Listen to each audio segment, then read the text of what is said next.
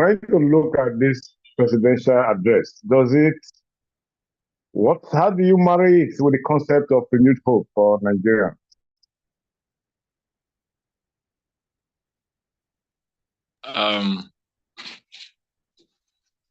Thank you. Good evening, everybody. The concept is renewed hope. I don't know, but his 64th Independence Day speech touched on many significant aspects of Nigeria, current struggles, and offered some hope for progress. However, it is essential to critically analyze his assertions, exposing gaps between his promises and the reality on ground, and suggestion practical remedies for a better Nigeria. His hopes are, to me, a bit tied to hopelessness, because I mean, if you give people hope, they are supposed to believe something better is supposed to align with what he has said. But the situation as it is now, we need to look at it critically, because there seem to be very, very, very, in fact, if I use the word very little hope, it would be an understatement. There seems to be no hope. So I don't understand what he means by renewed hope.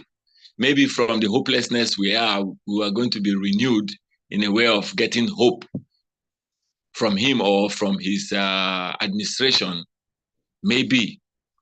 But in my own analysis, the economic struggle and cost of living is a very big crisis. And we have to adapt to make things right, so that we can claim a form of uhuru at the end of the day. So far, the president's claim, Tinubu acknowledged the economic hardship caused by subsidy removal, but reassured Nigerians that his administration was on the right path by securing $30 billion in foreign investment pledges. That alone gives me so much goose pimples that his promised interventions, such as expanding the compressed natural gas initiatives to reduce transport costs. The question I ask in that aspect is transport cost the bane or the actual priority of Nigeria? He speaks as if he's talking to a gathering of his friends or those who believe, whatever he does, he's doing the right thing and he's perfect or he's right. Well, critically, I don't see that as right, because he just put us in a serious quagmire state. Because 30 billion is not change. And each time he calls currency, he calls it in a foreign, denomination, or in a foreign frequency or currency, which does not really align to what we as a sovereign nation are supposed to be listening to. We are supposed to be hearing things in naira, not in dollars. Is it that he's actually, making the dollar sequence is higher and actually keeping naira as in making it lower? Those aspects of this kind of broadcast is what actually makes me feel his hope is actually hopeless. While he's right to focus on investment and reforms, his timeline or roadmap on how this translates into immediate relief for Nigerians. Inflation, food price, fuel costs have skyrocketed, pushing millions deeper into poverty. The 30 million in foreign investment is mostly in the planning stage.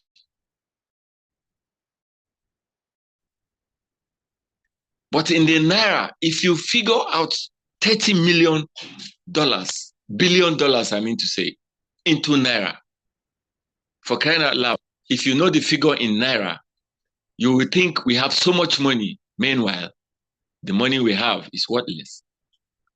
So in my own, critical analysis, I look at page which is not far-fetched.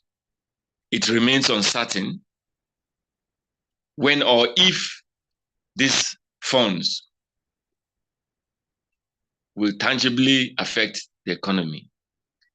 Meanwhile, the removal of fuel subsidy,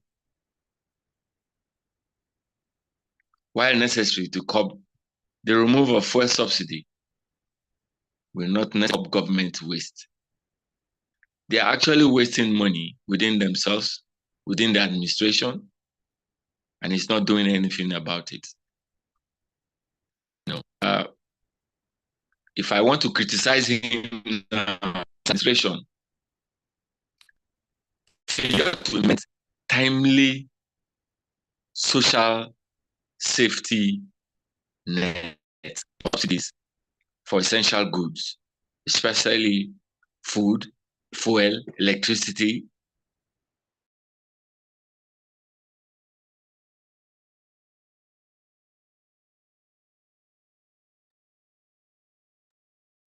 Dr. Marshall, you are breaking. You can't even hear you again. So while we are waiting for you to get your network back, Barrister Victor, will you want to give us an insight of your thoughts on trying to relate that mousetrap of renewed hope with the president's speech to Nigerians on the Independence Day? Your thoughts, sir?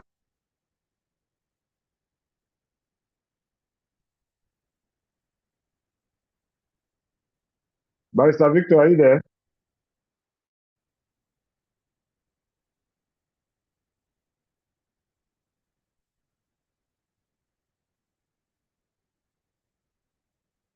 Barrister Victor, please confirm that you can hear me. Shola, can you hear me?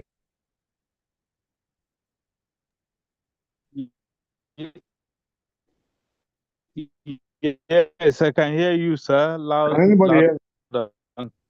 Clear. Okay. I think Marshall is having network problem. Okay, go ahead, sir. Barrister Victor, go ahead. I think we hear you. Hello. Oh, I think Barrister Victor is having a problem too. Can I continue, please? Okay. Good evening, everybody. Thank you. Yes, Dr. Marshall. Continue. Why he's trying to study his network. I was saying the economic struggle and the cost of living crisis. We acknowledge he claims to acknowledge the economic hardship caused by subsidy. Well, but reassured Nigerians that his administration was on the right path by securing 30 billion foreign investment pledges. Expanding the compressed gas, that CNG initiative to reduce transportation costs. Is that the priority of Nigeria? is transportation cost the priority of Nigeria? Because number one, economically, Nigeria is going down in the index for economic rate. We used to be up, but right now we're going down. We're not even 7, we are 9th, which is very, very shameful for us to even, for a nation that has got a vast the president is not talking about how we need to be productive, talking about how we need to be, enhancing farm, because he has forgotten that the security situation in the country is supposed to be tackled first as a priority, not going to is gangbulling us, by securing a $30 billion foreign investment pledge. What has that got to do with when nothing is really secured in Nigeria? Our naira is actually dying. The dollar is gaining premiums. How can the dollar be higher than our currency if we are a sovereign nation? Do we use dollars to buy things now in Nigeria? Is the naira not worth a modern nation? Critically, while Tinubu is right on his focus on investment and reforms, his speech fails to provide a clear timeline or roadmap on how these pledges will translate into immediate relief for now. He has not done that. Inflation all skyrocketed, pushing millions deeper into poverty. The 30 billion in foreign investment is mostly in the planning stage, and it remains uncertain when or if these funds will be tangible to affect our economy. Meanwhile, removal of the fuel subsidy, according to him, to curb government waste, which is not doing, rather, they are actually wasting. We really need to look into these issues because it's very, very serious. The administration's failure to implement timely social safety nets, especially food, fuel, and electricity, is deeply problematic. The current measures do little to protect the most vulnerable groups who bear the brunt of economic changes.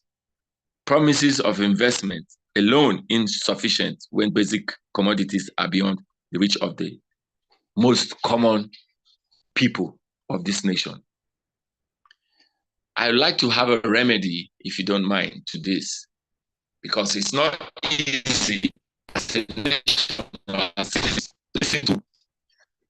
We are just looking at someone who is at age of 64 and not knowing what to do. That's the country that put us in. Number one remedy, I believe, an immediate relief package, subsidy, targeted financial support, low-income families, and wage increase for civil servants, necessary to address. The inflationary pressures, the government should also prioritize revisiting local refineries to reduce dependency on expensive imported fuels. The expansion of this CNG should be accelerated to really impact transport costs, especially for public commuters. But basically, we need to go back to where it really hurts. It's supposed to be the biggest priority for all. The energy sector is another one. The president claims that he has plans to reduce energy costs through adoption of CNG. How?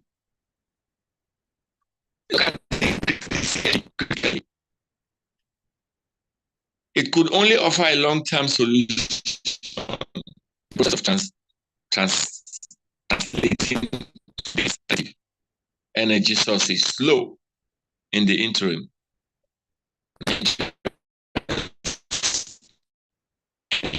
Inadequate.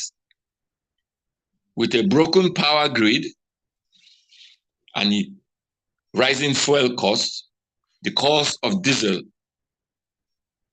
petrol is beyond the reach of many, affecting transportation and household energy consumption. All this we need to put into perspective because it is proper. The government has not provided immediate relief in the energy sector in his 16th month of existence as President of the Federal Republic of Nigeria. The CNG should not be presented as a quench fix. So that we can also have Dr. Marshall, if you can hear me, just wrap it up so that we can also have Barrister Victor's view. All right. Now, I think we really need to look at the security issues, which is very, very most cogent. I think if that is done, every other thing will come because in the lineup of issues that we're going to be talking in analyzing the president's issue, speech might not just be a day's discussion, but it's a very, very long one. So let me just rest my mic for now. Thank you. Exactly, Dr. Masha. We can't finish this talk this night in any way. And most especially, there is an hour program. So, Barrister Victor, if you are there, you can hear me, please confirm. I can hear you, please. Okay, that's fine. So we also want to have your insight in looking at. Okay, just listen to me, please. We also want to hear your insight looking at the president's speech side by side. When they were coming into power, renewed hope for Nigerians, and this is 16 months down the line, and we are getting this kind of speech that is still full of promises. What are your thoughts? How do you relate it?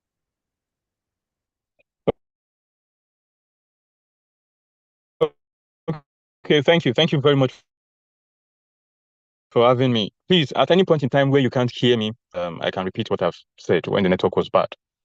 So, at this point, there's really no need to rehash that the economy of the country is in a very dire strait at this point. Everybody knows, everybody can feel it. So, in analyzing the speech of the president, the fact that it became obvious that the speech of the president is filled up with various lies, has removed the trust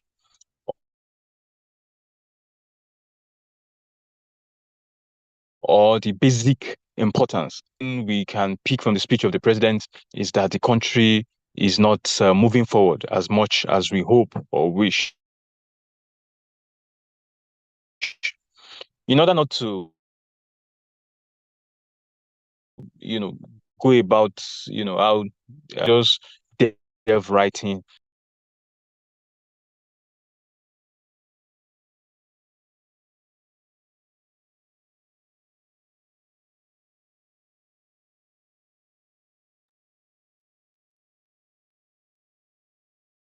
Barrister Victor, we can't hear you.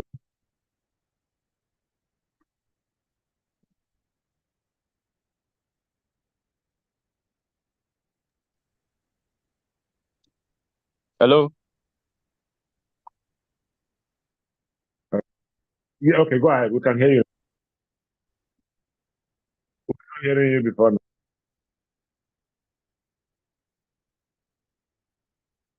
Hello, Barrister Victor.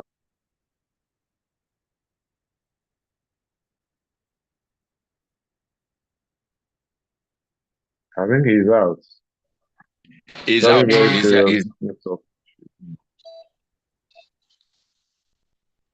Okay, while we are waiting for him to come back,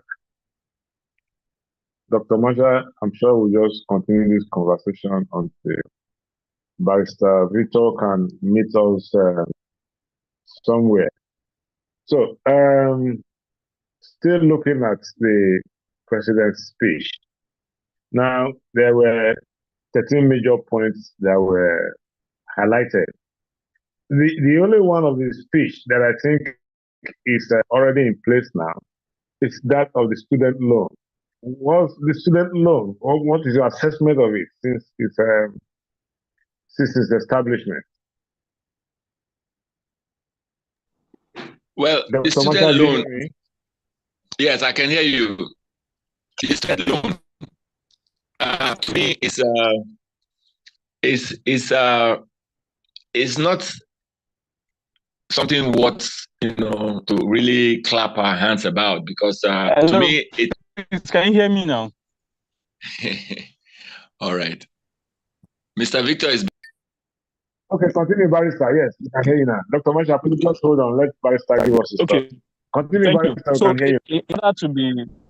in order to be very brief, I don't want to rehash, that basically what the president stated in his speech, majority of them,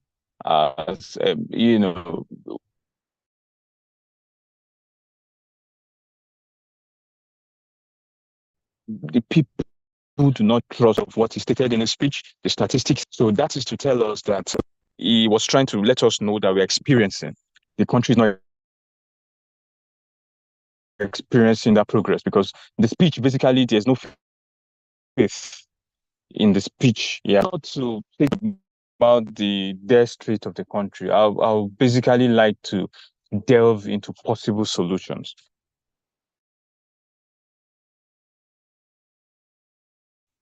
One of those things that I believe the president ought to do is that immediately to do is to unify the country. The election that brought him in, even before he came in, the country has been polarized along. Anybody that wants to drive an economic agenda, a far-reaching. You are breaking seriously. Hello, can you hear me? Yeah. You are breaking seriously. Is it possible for you to change your president location? Perhaps that could help.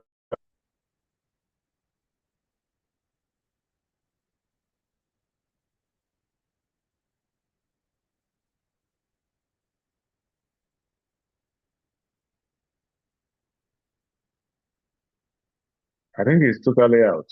Okay, while we're waiting for him to come back, Engineer Emmanuel Umar, please unmute your mic and make your contribution while we're waiting for Barrister Victor. Engineer Emmanuel Umar, can you hear me?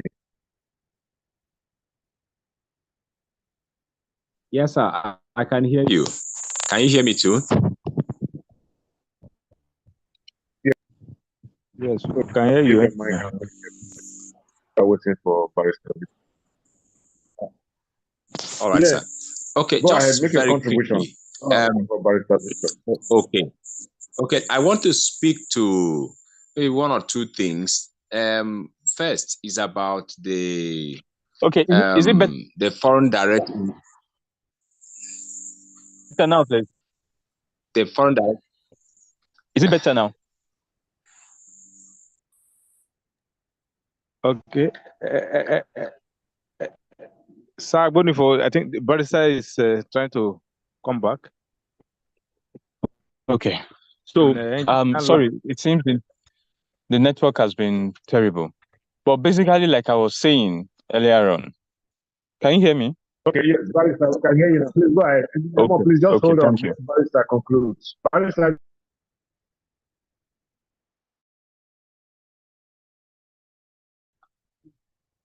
Okay. Can you hear me, please? Oh, God.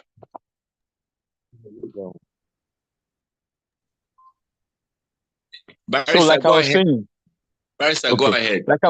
like I was saying, the speech of the president is not encouraging. There are a lot of loopholes in the speech, and because of these loopholes and wrong statistics and false numbers, it has reduced or obliterate the trust the speech is supposed to drive in the citizens. It has basically shown that majority of what the president said were false. So the trust is supposed to drive in the citizen is not there, as the case may be. So I will not want to focus on the negative. I will just want to directly focus on two things, basically. First, the solution, and secondly, to elaborate on these ways and means loan, as the case may be, so we will understand. So the last thing I will talk about will be the ways and means loan, while I will talk about the solution to our current quagmire, as the case may be in this country. So going to the solution, the first thing I expected the president to do when he came into power was, first of all, to ensure that there's unity in the country. Any country, all the countries that have gone or make major economic development, the first thing they did was to ensure a form of unity and coherence in policy. If there is unity, then the whole country can experience economic development. But the election that brought the president in was fraught with a lot of tribal sentiment, tribal disunity. So when the president came in, what I expected was he will make concerted effort to unify the whole country, which will be the foundation of his economic development plan. But he has failed to do that. So the first thing we should try and do to salvage this country is to, first of all, start from the ground of unity, to ensure that all hands are on deck, everybody is unified to an extent, because we cannot be totally unified for now. So to an extent,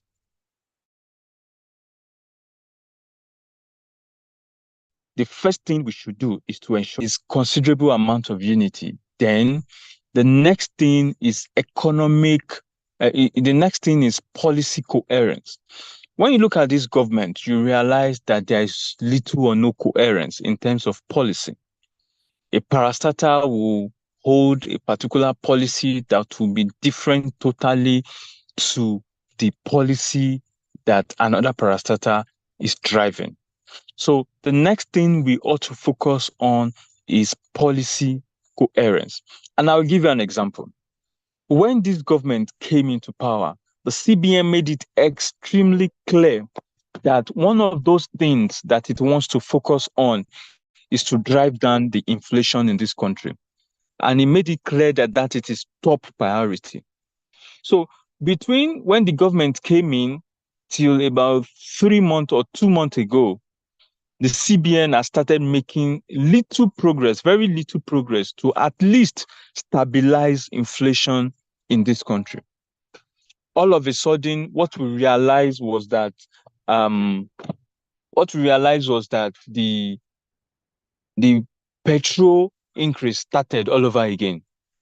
And when the petrol increase started all over again, the gains that the has realized, the gains that the CBN has realized, at least to stabilize inflation in this country, everything got wiped off. So those are part of policy incoherence. And another thing was recently the FCCPC, was making effort to at least drive down or stabilize the price in goods and services. There was a time it gave an ultimatum to supermarket, in regards to the rate at which they drive up, their price for the purpose of profit. Within that period of ultimatum, there was petrol increase, which actually brought that particular effort to nullity. So One of those things we must realize is that there must be policy coherence. The government must ensure there's policy coherence. Then the next thing are essential reform. When I say essential reform, what do I mean by essential reform? The first essential reform that we should have is the judicial reform. I'm a lawyer. I understand the need for judicial reform.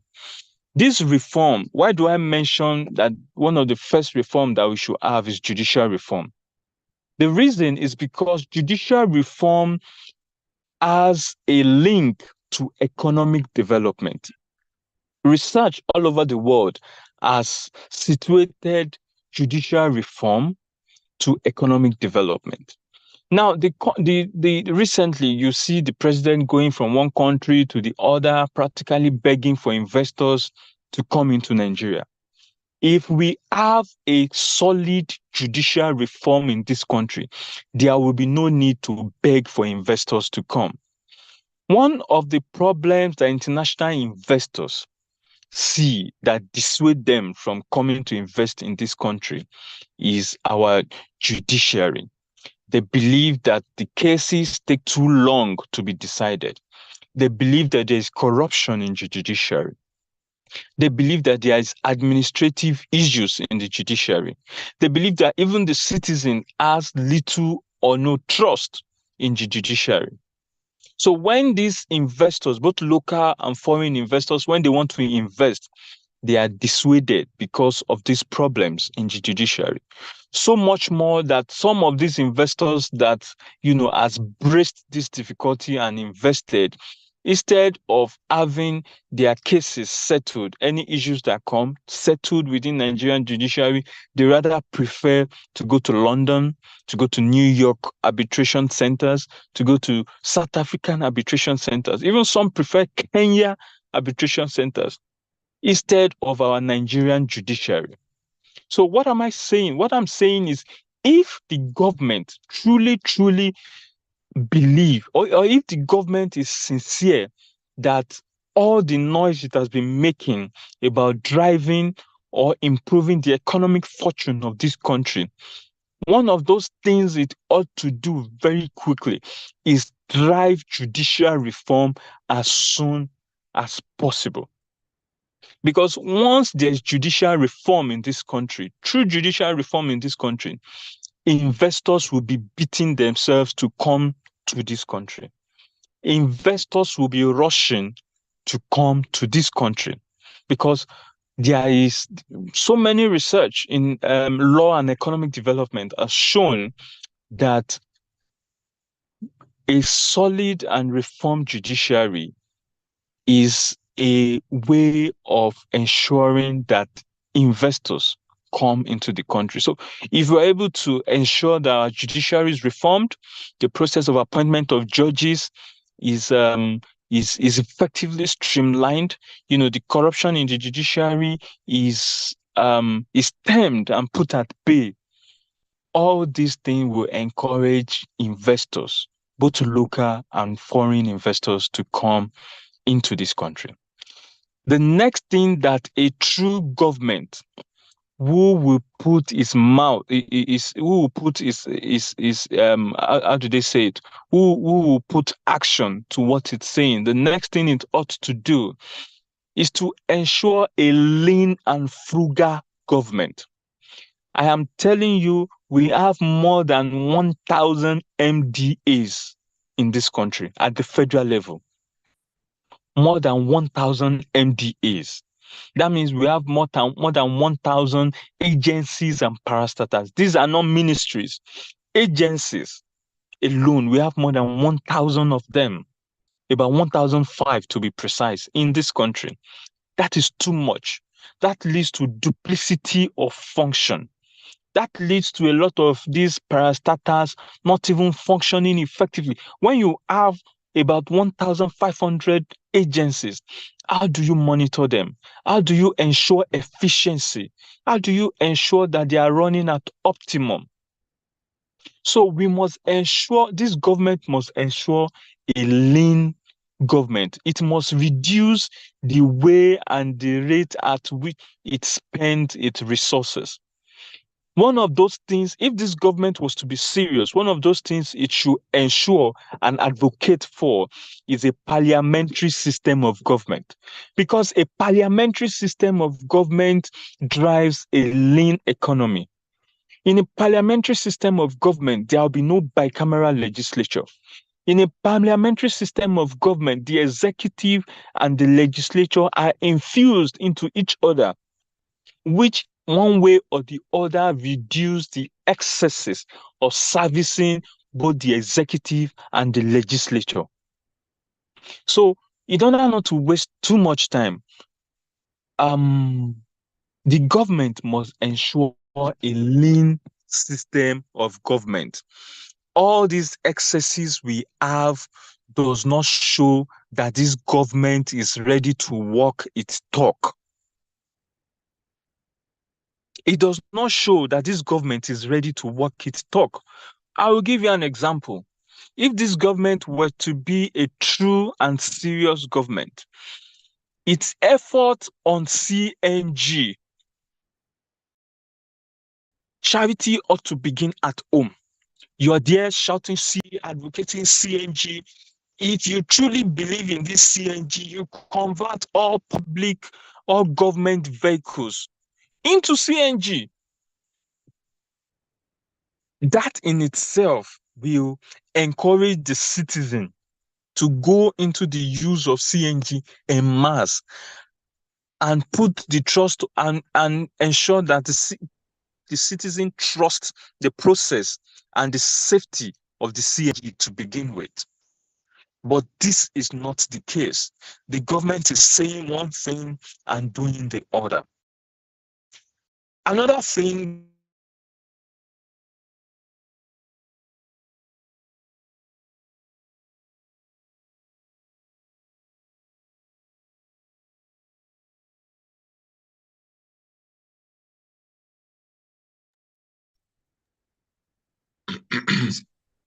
It Are you hearing appears me? it appears he has a network issue presently. Maybe we can bring up Engineer Humo for his contribution. Can you hear me, please? Okay. Please go ahead, sir.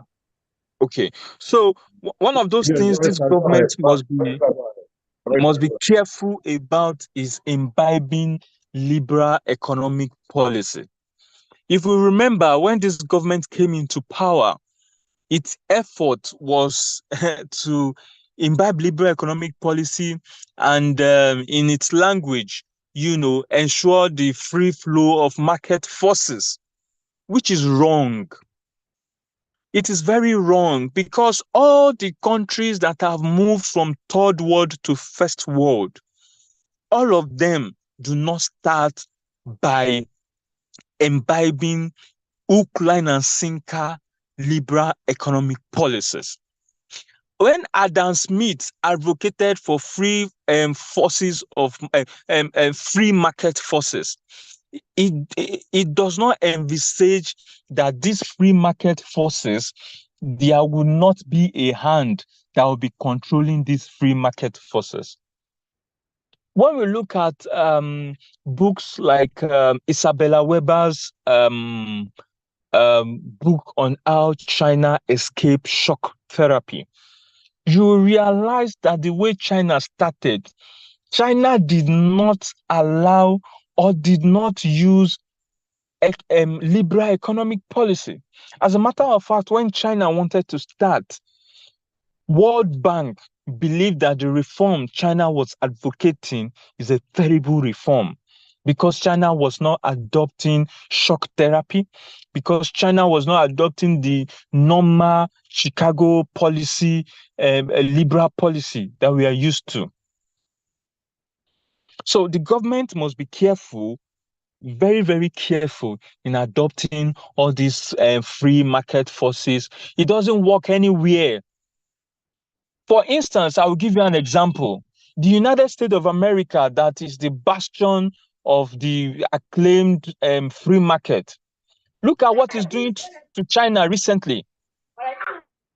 The United States is interfering with the market forces. That's the United States that the Nigerian government is trying to copy with free market and everything.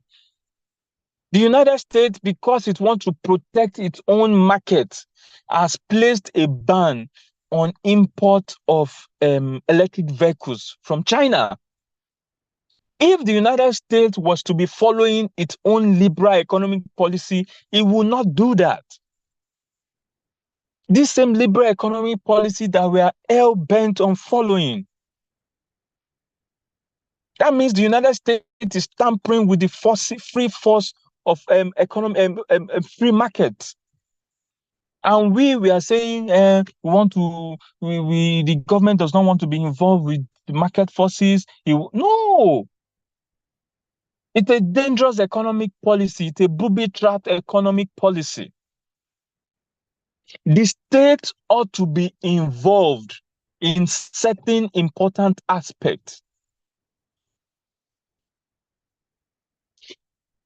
For want of time, another thing that the government ought to focus on is serious focus on agriculture. All the countries that have developed from third world to first world, China, South Korea, they seriously focused, as in aggressive focus on agriculture, which the government is not doing. Basically, what this government is doing is more of what I call helicopter economic policy. That's what this government is doing. The purported reform it claims to be using are not reaching the grassroots. It is not a bottom-up approach. It's more of a top-bottom approach. So going back to the president's speech, it becomes very obvious that there is no coherence in all this policy. None of this policy can be shown to link to each other. None of this policy is influencing each other. The ministries are just doing what they like, how they like. There is no interconnectivity in the policies they are working on. So basically, this government needs a U-turn. It needs a hard reset. If not, I hate to be an harbinger of bad news. If not, things are going to get even more worse than it is right now. Because this government in its head belief is doing the best it can, but it is not even performing up to optimum. So in order to round up, I will round up by explaining the ways and means loan, in which was one of the major falsehood in President Tinubu's speech recently. So what is ways and means loan? Ways and means advance. Section 38 of the CBN Act allows the CBN to borrow the federal government money. This section 38 provides that the CBN can only borrow the federal government at least, I think, 5% or 10% of its previous revenue. And this amount that will borrow the federal government must be repaid back by the federal government to the CBN within the same fiscal year. But over the years, two things have happened. First of all, the CBN kept borrowing the federal government money and money, even though the federal government never bothered to repay back to the CBN. And do not let us forget that the CBN does not have any money of its own. The way the CBN has been funding the federal government is by printing and printing and printing of money. So what happens when the CBN continues to print and print and print money? What happens is that it leads to serious inflation. Under Buhari alone, the CBN printed trillions of naira in the guise of ways and means in order to fund Buhari's government, which was one of those things that led to the inflation we're experiencing today. The Buhari government did not pay, this accumulation of this ways and means debt started over the years. Buhari borrowed Jonathan borrowed, but Buhari borrowed way too much.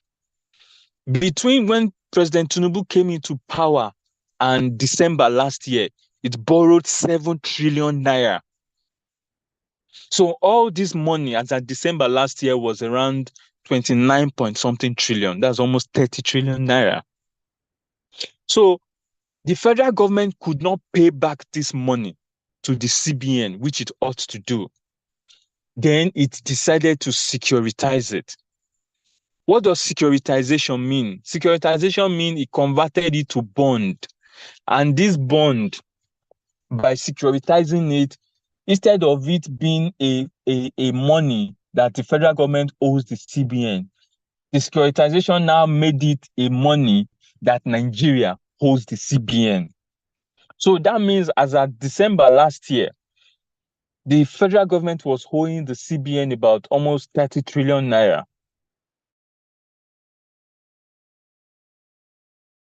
But by securitizing it, it was converted into a Nigerian debt. That means if by December last year, the debt of Nigeria is, let's say, for example, just an example, let's say the debt of Nigeria was 20 trillion. Immediately they securitized this 30 trillion ways and means. That means the debt of Nigeria automatically became 50 trillion naira. That is the implication. Please, are you hearing me, please? Yes, we can hear you. We can hear you. Thank you. So that means the debt of Nigeria automatically became 50 trillion naira. So that means the federal government has no debt and it can keep borrowing and borrowing and borrowing again. But the truth is that this money has not been repaid. This money is still a debt.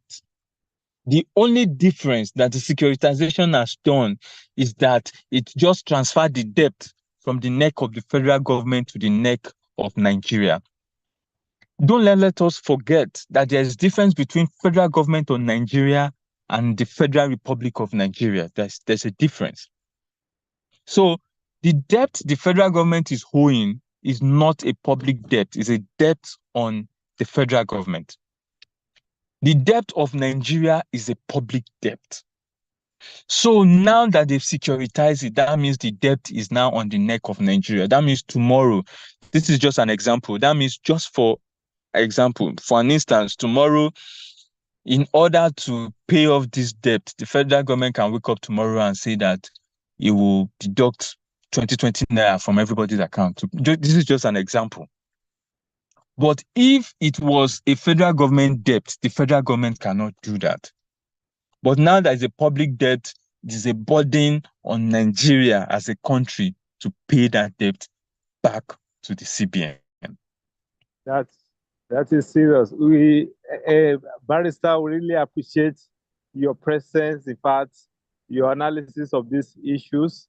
In closing, can you just since we are more or less come to according to our schedule, can you just give us your closing thoughts? We continue to engage you as we move on. Your closing thoughts, sir.